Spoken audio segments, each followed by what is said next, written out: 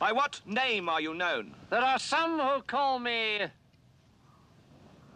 Tim. Welcome to another episode of Timmy Talks, the channel where we talk old school magic. And today we are back in Utrecht, the Netherlands, for more action from DadBodCon, the tournament where we're playing with Alpha, Beta, Unlimited, and Arabian Nights. So it's 1993 Magic: The Gathering. And just a quick reminder, City in a Bottle is banned. So don't worry, you can just play your Arabian Nights cards. They're quite safe.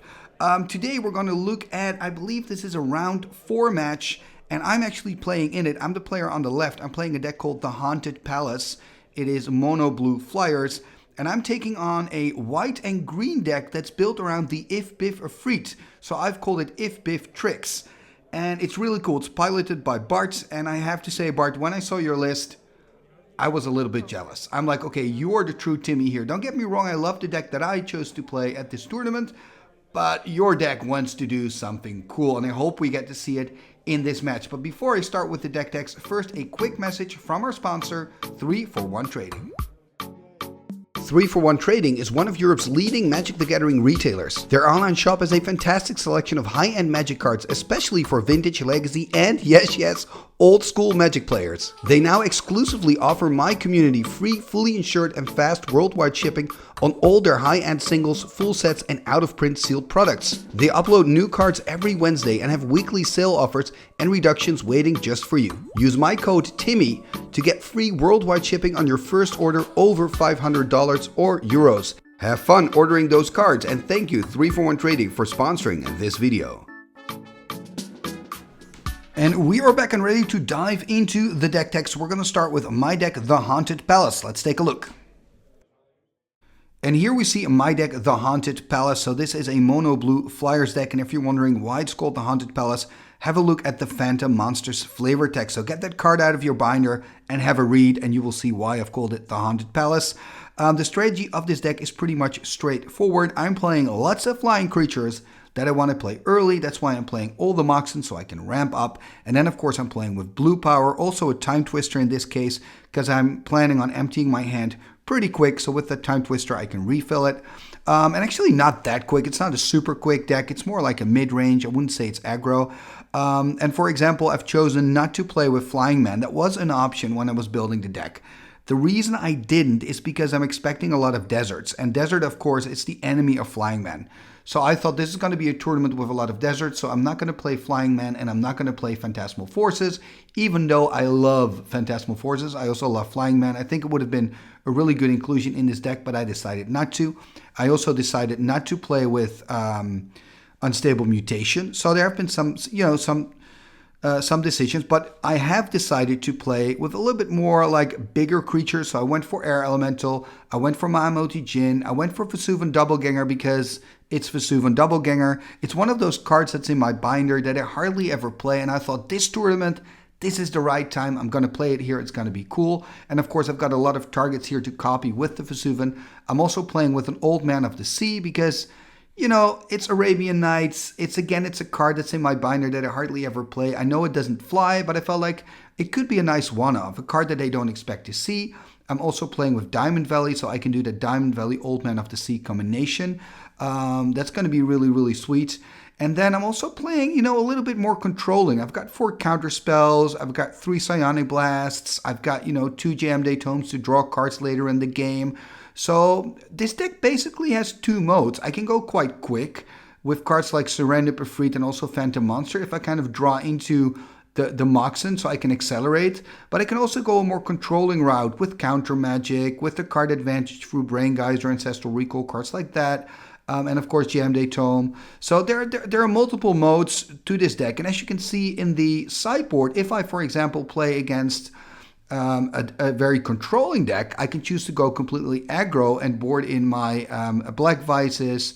And if I want to go more control, I can, for example, board in a Nevinyrral's Discs. I can decide to board in an extra Diamond Valley. I can do things like that. And in the sideboard, I've got a card called Life Tap. And Life Tap is an enchantment that allows you to gain 1 life every time your opponent taps a forest. And guess what? My opponent has forests, so I'm really hoping and looking forward to playing this card after the first game, that I get to board in this enchantment and show you this enchantment. Again, it's one of those cards that's in my binder. I hardly ever play, and these tournaments, I just love to always pick a few cards where I'm like, okay, I really want to play out these cards. They just give me a kick. You know, this is why I play old school, so I can play these cards. This is going to be fun, you know? So hopefully I get to show Life Depth to you. Hopefully I get to show Old Man of the Sea. I think in this matchup, Old Man of the Sea can be quite good because there are some smaller creatures in the deck of Bart, I believe. So hopefully I get to show you those cards in action. And I just, you know, I love looking forward to being able to play with those cards. Anyway, this is my deck.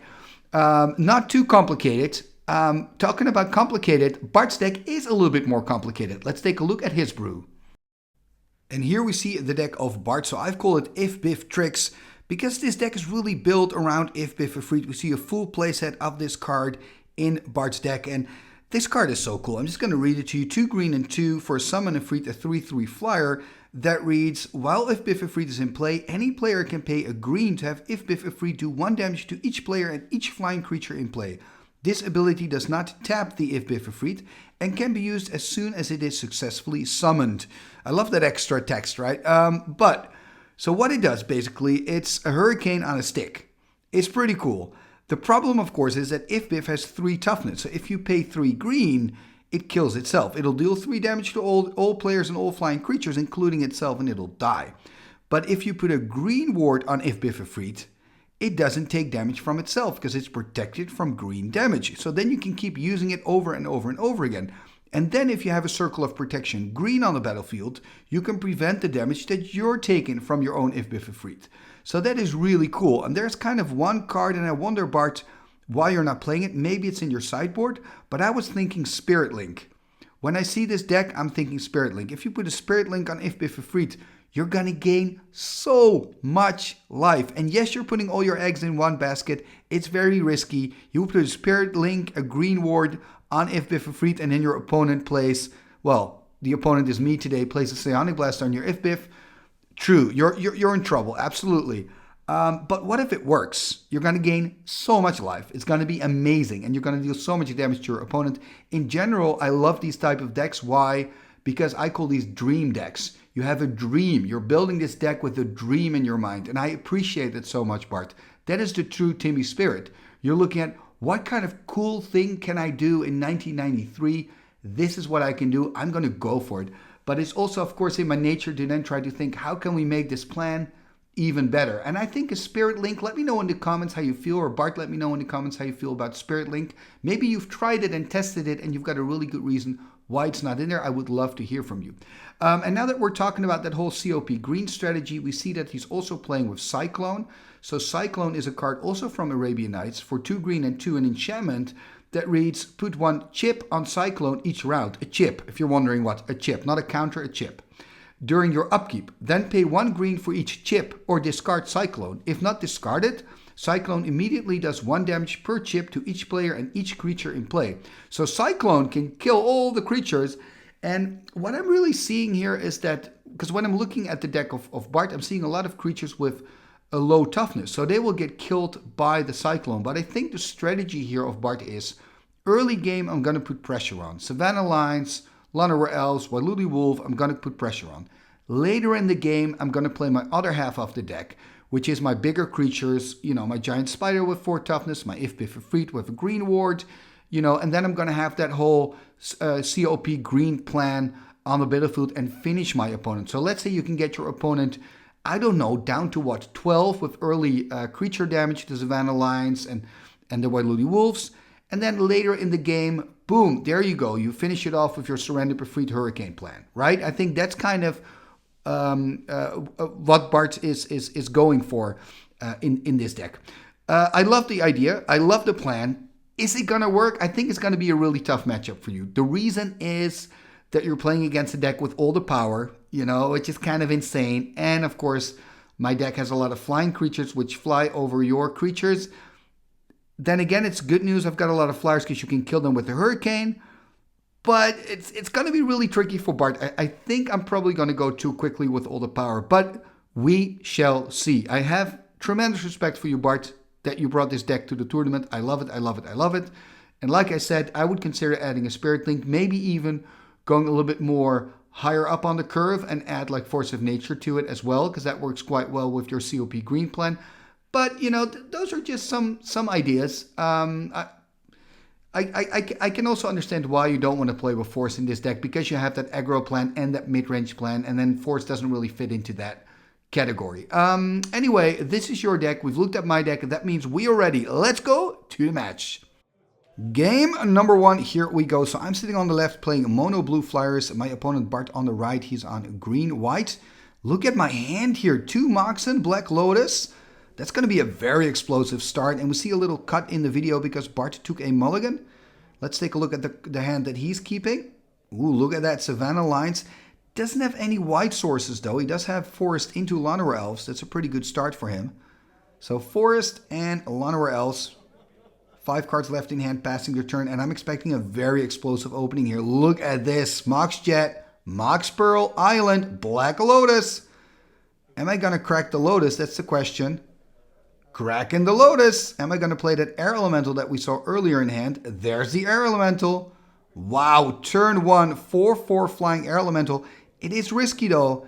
If Bart simply can find a Plains and a Swords to Plowshares, he can simply kill the Air Elemental on the spot. It's not happening though. Attacking Bart here, putting him on 16 and playing out a Phantom Monster, 3/3 flyer. This is turn 2, ladies and gentlemen. I've got an Air Elemental and a Phantom Monster. Insane. This is going to be so tough for Bart to bounce back from. But look at this Ifh-Biff Efreet, the perfect answer to this board state.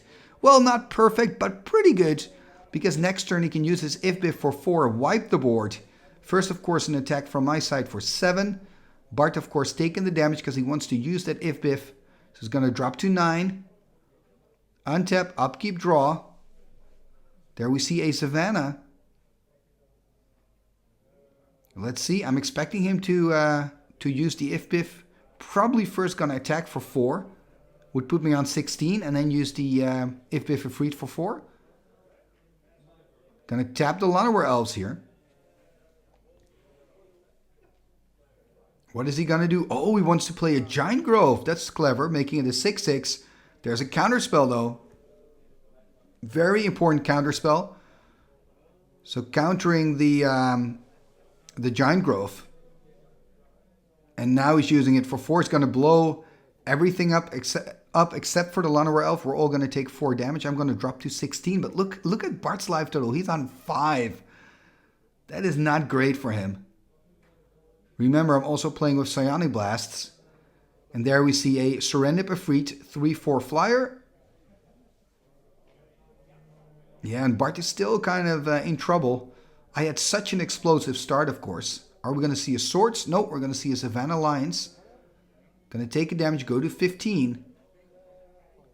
Attack here for 3. Going to put him on 2, I believe. And passing the turn. So I'm giving Bart another turn to try to find an answer. Nope, that's it. 2 green wards in hand. Yeah, that's unfortunate. I also had another counterspell. So this game 1 went super fast. I mean, that opening was insane. I'm sorry, Bart. And now we're going to dive into our sideboards, and we will catch back up with you in game number 2. Game number 2. Here we go. Bart, of course, on the play after losing that first game.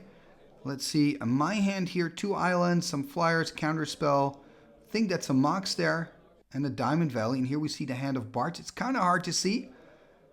I do believe I saw a Forest in the Plains and a Llanowar Elves. That's quite important. He can start Forest into Llanowar. Okay, it was a Savannah. Well, makes green. Oh, starting with the Savannah Lines, not with the Llanowar. So really going for full pressure. Starting with that Emerald and an Island passing the turn. So this is good for Bart, you know. He can swing in for 2, put me on 18. There's a Forest. Gonna swing in with the Lions, dropping to 18. Gonna tap 2. There's a Llanowar Elves. And what else do we have? There's another Llanowar. So this is kind of good. The next turn, potentially, he could play an Ifh-Biff. You know, he's really ramping up. Playing my second island. Tapping 2. Oh, look at this. This is life tap. Okay. Oh, this is really cool. I was hoping to see this this card in action. Whenever a forest gets tapped, I'm going to gain a life. The cool thing is Savannah is a plains and a forest at the same time. So when he taps the Savannah, I'm actually going to gain a life from it, from the life tap. So it's going to be pretty cool. But of course, he can tap the Llanowar Elves to make sure that he doesn't have to tap green. I believe that's a plains there with the glare on it. He's going to attack here for 4. Yeah, that makes sense. Going to put me on 14.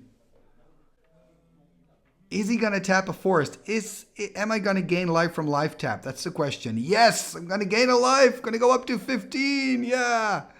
Wailuli Wolf, the card from Arabian Nights. You can tap it to give target creature +1/+1.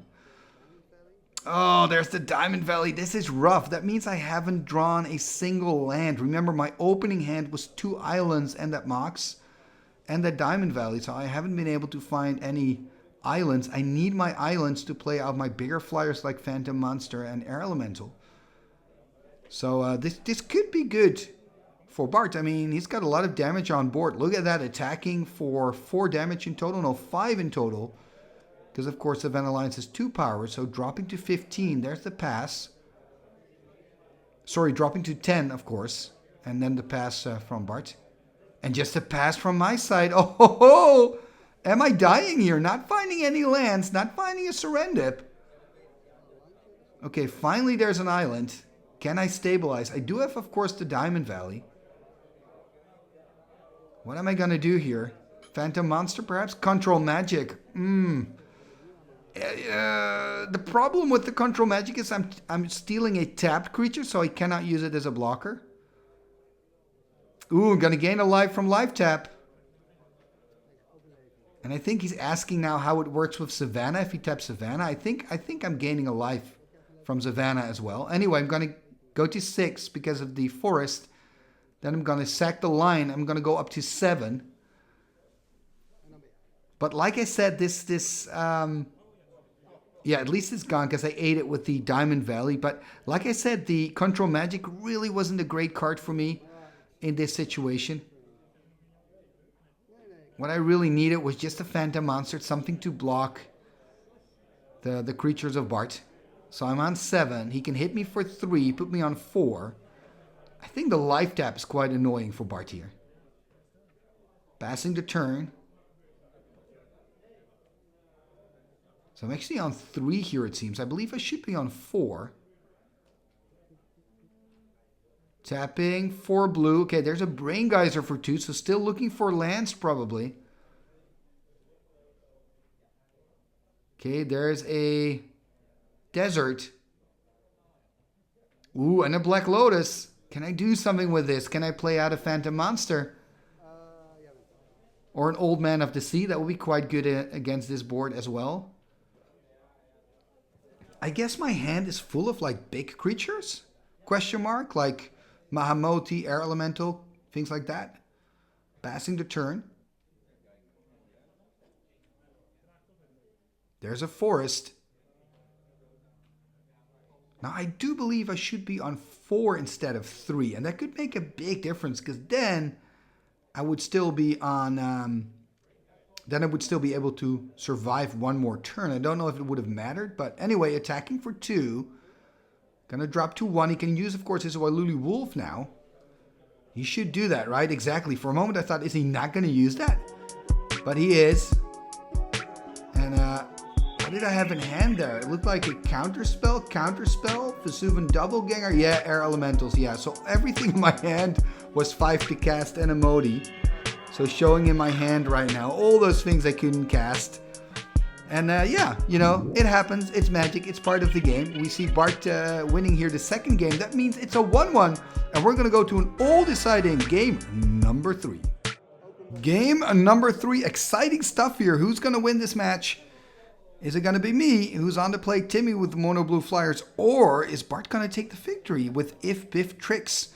A green and white deck built around Ifh-Biff Efreet and Green Ward. Haven't really seen that combo in action. Look at that. Look at his hand. He's got Ifh-Biff Efreet and Green Ward. Problem is only 1 land, though. I think that's not great. This is my hand. Ooh, very tough to see. Serendip Efreet, another Serendip, some islands. I think there was a Mox in there, so I'm pretty happy. And look at that. Bart has actually taken a mulligan again. Also took a mulligan in game number 1. There's a Sapphire tapping 2. Are we going to see a life tap? No. We're going to see a time walk. Yeah, that's really tough for Bart. Because now he can play second land Serendip, right? There's Ifh-Biff Efreet. It's a really good start for me. You can see the thumbs up from Bart, like good for you, but it's really tough. Are we going to see a Swords? No, just a Lion. Going to take a damage, going to go to 19. Probably going to swing in for 3. There's another Island. Remember that first game I had, or second game, I had huge mana issues. That actually costed me the game eventually. But right now I seem to be doing fine in the mana department, playing another Surrender passing the turn. Does mean I'll take 2 damage every time. Not blocking here. A little bit surprised that I'm not blocking. I mean, of course I did it because I'm worried about the Giant Growth. On the other hand, shouldn't I just attack? Maybe this was the reason I didn't block, because I first wanted to have that Diamond Valley on the battlefield to gain some value if I would block. There's the attack again. Gonna go to 10. Another one. Wow. Gonna drop to 7. I have to say, Bart, you only have 1 land in the game, and you got me on 5. That is quite an achievement. Tapping 4. I think the problem for Bart right now is that Diamond Valley on my side. There's a control magic, so gonna steal that only lonely Lion. Oh, I'm sorry, Bart. But again, like I said, impressed how far you've gotten. I'm on 5 at the moment. Playing a Forest here. Probably going to eat up one of those 2 Serendips on end step. Of course, I know I'm playing white and green. I don't have to worry about a lightning bolt, for example. So I don't mind going down to 3. Exactly. So I'm not even eating anything up. Attacking with everything. That's it. Very quick game 3. And in all honesty, it wasn't really a game. Bart simply couldn't find any lands. And that's very unfortunate because he had a very explosive start. Got me all the way down to 5. But yeah, after that Diamond Valley hit the board, it actually was pretty much over, because then I knew that I could always gain some life from the Serendip again, you know. And remember, Serendip has 4 toughness, so that's 4 life. So yeah, game 3, unfortunately, not really a game, but still a nice matchup. And Bart, it was really, really cool to see your deck.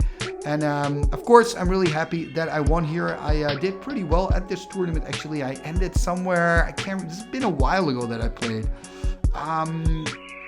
Number 12, could that be? Anyway, I was quite close to making it into the top 8. It was quite a nice tournament. I have to say, in general, I really enjoyed the Magic 1993, that idea of ABU with Arabian Nights. It's really cool.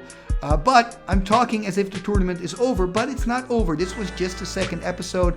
I've got 3 more episodes to go, including the finals of this event. So if you're enjoying this, if you're liking what you see, please hit that subscribe button and ring that bell. And if you're already subbed, thank you so much for supporting the show that way. Also consider leaving a like, a comment, and sharing this video on your socials. All these things are free and really help the channel move forward. Talking about moving forward, you can also become a patron of the show. Check out patreon.com/TimmyTalks for all the information. For now, thank you very much for watching, and see you next time.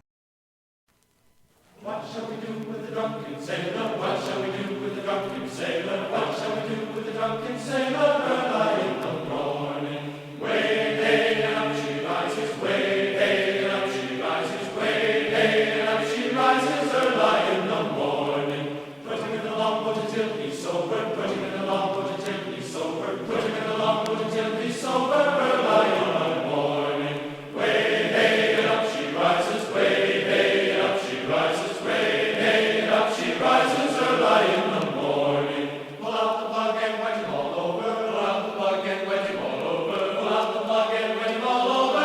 Early in the morning, way hey and up she rises, way hey and up she rises, way hey and up she rises. Early in the morning.